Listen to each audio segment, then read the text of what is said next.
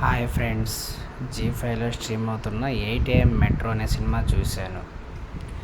ఇది మన తెలుగు రైటర్ అయిన మల్లాడి వెంకటకృష్ణమూర్తి రాసిన అందమైన జీవితం అనే పుస్తకానికి సినిమా రూపం అన్నమాట.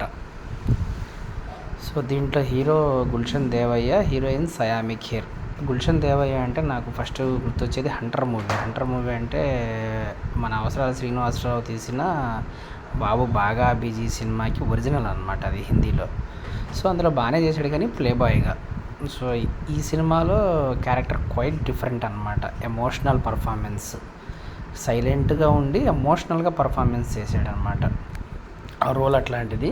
సయామి ఖేర్ అంటే మనకి తెలుగులో గ్లామరస్ రోల్స్ చేసింది, కానీ ఇందులో హోమ్లీగా హౌస్ వైఫ్ క్యారెక్టర్ చేసిందనమాట. పర్ఫెక్ట్. కొంచెం ఆ క్యారెక్టరైజేషన్ మనం అంతకుముందు చూసిన మూవీస్కి చాలా డిఫరెంట్గా అనిపించింది. ఇంకా స్టోరీ విషయానికి వస్తే, ఇద్దరు స్ట్రేంజర్స్ అంటే ఇద్దరు పరిచయం లేని వ్యక్తులు కలుసుకొని వాళ్ళ మధ్య ఫ్రెండ్షిప్ డెవలప్ అవుతుంది. ప్లస్ వాళ్ళకి కొన్ని ప్రాబ్లమ్స్ ఉంటాయి. హీరోయిన్కి ఒక ప్రాబ్లం ఉంటుంది, హీరోకి ఒక ప్రాబ్లం ఉంటుంది. ఇద్దరు మ్యారీడ్ కపుల్స్. యాక్చువల్గా ఇద్దరు మ్యారీడ్. వాళ్ళకి ఫ్రెండ్షిప్ వాళ్ళ ప్రాబ్లమ్స్ని ఎలా ఓవర్కమ్ చేయడానికి హెల్ప్ అయ్యింది అనేది స్టోరీ అన్నమాట. కొంచెం ఎమోషనల్గా ఉంటుంది మూవీ. పర్ఫార్మెన్సెస్ చాలా బాగా చేశారు ఇద్దరు. పొయిటిక్గా కూడా ఉంటుంది, చాలా పొయిటిక్గా. డైలాగ్స్ కూడా చాలా బాగుంటాయి. సో ఇంకా ఎక్కువ రివీల్ చేయకూడదు స్టోరీ. యాక్చువల్గా నాకైతే సినిమా చాలా బాగా అనిపించింది. ఒకసారి ఆ బుక్ కూడా చదువుదామని అన్న ఫీలింగ్ కలిగింది. చదువుతానో లేదు తెలియదు కానీ ఒకసారి చదువుదాము, ఆ బుక్ కూడా ఎలా ఉందో అనిపించింది అనమాట. ఏంటంటే మనకి ఒకరి ప్రాబ్లము వేరే వాళ్ళకి ఏంటంటే మన ప్రాబ్లంకి మనకు సొల్యూషన్ తెలియదు, కానీ వేరే వాళ్ళకి సొల్యూషన్ తెలిసిద్ది. కానీ వాళ్ళ ప్రాబ్లంకి మనకి సొల్యూషన్ తెలిసిద్ది అనమాట. అలా ఒకరికొకరు హెల్ప్ చేసుకొని ఇద్దరు ప్రాబ్లమ్స్ని సాల్వ్ చేసుకునే టైప్ క్యారెక్టర్ అనమాట, మూవీ అనమాట అది. సో సినిమాలో ఇంటర్నల్గా ఇంకొక మెసేజ్ ఇచ్చారనమాట. ఏంటంటే మనం ఫ్యామిలీతో టైం స్పెండ్ చేయాలి.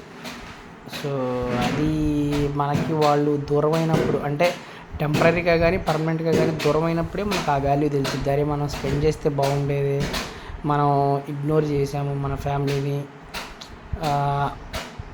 మన ఫ్యామిలీని ఇగ్నోర్ చేసాము, కానీ ఇంకా టైం స్పెండ్ చేస్తే బాగుండేది అని చెప్పి టెంపరీ పర్మనెంట్ రెండు కూడా ఈ మూవీలో చూపించారనమాట. సో ఇంట్లో మన వైఫ్ పిల్లల కోసం మన కోసం చాలా చాలా చేస్తుంది, కానీ మనం ఎప్పుడు గుర్తించమన్నమాట, మన పనిలో మనం బిజీగా ఉండి.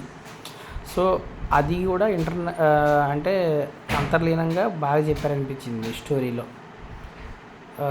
మూవీ నాకైతే చాలా బాగుందనిపించింది. అది ఇందులో ఇదేంటంటే రెగ్యులర్ ఫార్మాట్ కాదు, ఎమోషనల్గా రియలిస్టిక్గా ఉంటుంది మూవీ. కామెడీ అట్లాంటిది ఏమి ఉండదు, మొత్తం సిచ్యువేషనల్గానే ఉంటుంది.